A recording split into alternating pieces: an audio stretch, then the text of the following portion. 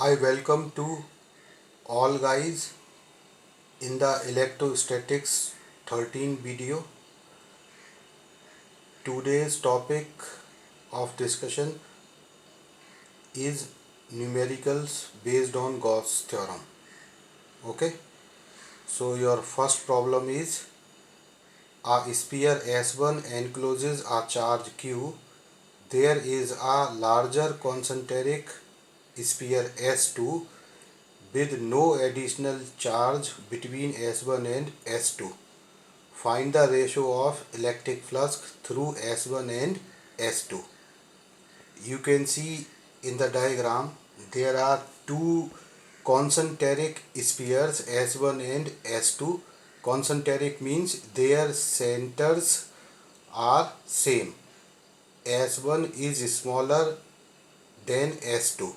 Okay, and Q charge is placed inside the sphere S1, anywhere inside the sphere S1. Okay, and there would be no additional charge in the space S1 and S2. You can see in the diagram. We have to calculate the ratio of electric flux passing through S1 and S2. So say phi 1 is the electric flux through S1, which is using the Gauss theorem 1 upon epsilon naught total charge enclosed in the Gaussian surface S1. Here phi 1 is equal to integration over closed surface S1 E dot ds is equal to 1 upon epsilon naught total charge enclosed in S1 is Q. Okay, so this is Q upon epsilon naught. So phi 1 is Q upon epsilon naught. Similarly, phi 2 would be integration over closed surface S2 E dot ds is equal to 1 upon epsilon naught Q enclosed in S2. You see in S2 only Q charge is placed inside the S2. Okay, so Q enclosed S2 is Q. So this is phi 2 is also Q upon epsilon naught. So phi 2 is equal to phi 1. So phi 2 over phi 1 or phi 1 over phi 2 is 1 upon 1. Now in the problem second, what is given? If in the above question 1 an additional charge plus 2q is placed between S1 and S2, then what would be the ratio of phi 2 with phi 1?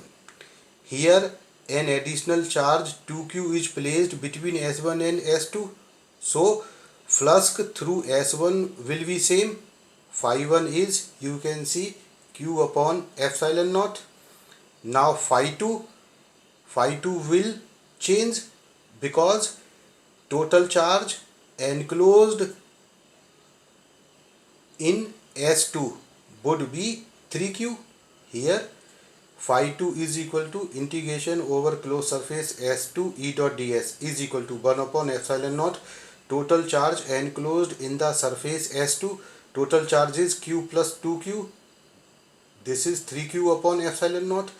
If suppose minus 2q charge is placed between S1 and S2, in that case 1 upon epsilon naught q minus 2q, this would be minus q upon epsilon naught.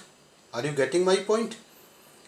So here in this situation phi 2 upon phi 1 is equal to 3q upon epsilon naught divided by q upon epsilon naught, which gives you 3.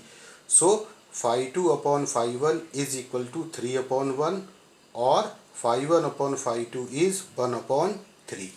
Next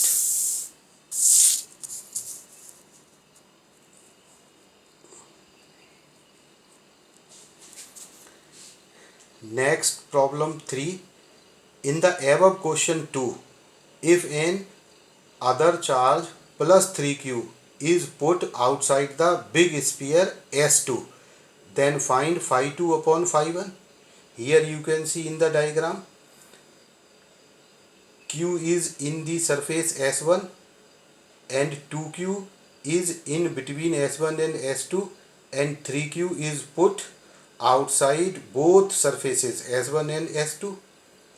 So in this situation we have to find out a phi2 over phi1. You see phi2 and phi1 both are independent of charges placed outside their surfaces. So 3q is outside for both S1 and S2. So phi1 would be q upon epsilon naught and phi2 would be 3q upon epsilon naught, which gives phi2 is equal to 3 phi1, which is phi2 over phi1 is 3 upon 1. It means it will remain same. Okay. Now next, problem 4. This is also a very interesting problem, conceptual problem. Okay. In this problem, a point charge q is placed at the center of a closed Gaussian spherical surface. Suppose a sphere. Okay. Now plus q is placed at the center of the sphere. It is given especially where q is placed at the center of the sphere. How is electric flux phi e through the surface affected when part first, the radius of the Gaussian surface enclosing a charge is halved. Now the radius of the Gaussian surface is halved. Okay, it will not affect the value of charge enclosed in the Gaussian surface. Okay, so your flux would not be changed. So answer is no change in phi e, as it is independent of shape and size of the Gaussian surface.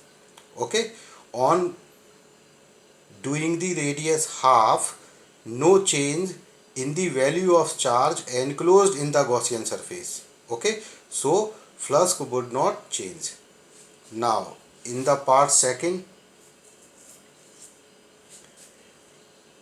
the sphere is replaced by a cylinder of the same or different volume.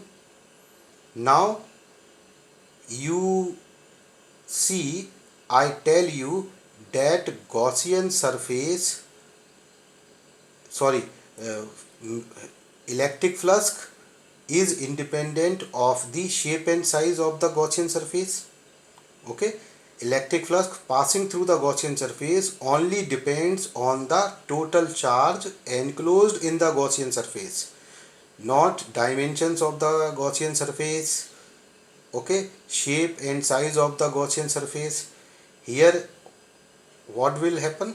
Phi e will not be affected as it is independent of shape and size of the Gaussian surface. Now in the third part, the charge is shifted from the center to some other place inside the sphere. Here I also tell you that electric flux passing through the Gaussian surface, electric flux linked with a Gaussian surface, is also independent of the location of charge. Okay, so charge whether placed at the center of the sphere or somewhere else inside the sphere, the value of flux will not be changed. So your answer is no change in phi e, as it is independent of the location of charges inside the Gaussian surface. Okay guys, now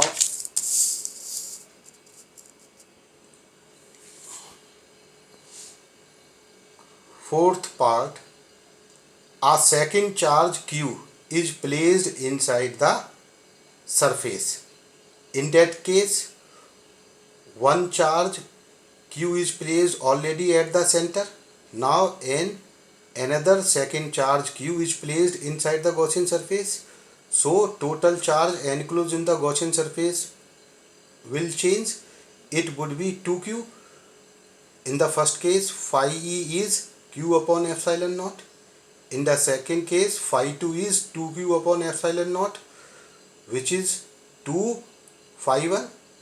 So phi e would be changed as it depends on the total charge inside the Gaussian surface. Okay. Now fifth point, a second charge minus q is placed inside the Gaussian surface. Here what is happening? Minus q charge is placed inside the Gaussian surface, including plus q charge is placed at the center of the Gaussian surface. Here phi 2 would be 1 upon epsilon naught q plus minus q, which is 1 upon epsilon naught q minus q, which gives you 0. So phi 2 would be 0. It means electric flux will change. Here electric flux would be 0, and in the fourth problem, when plus q second charge is placed inside the sphere, electric flux would be twice of previous one. Okay guys, thank you and have a nice day.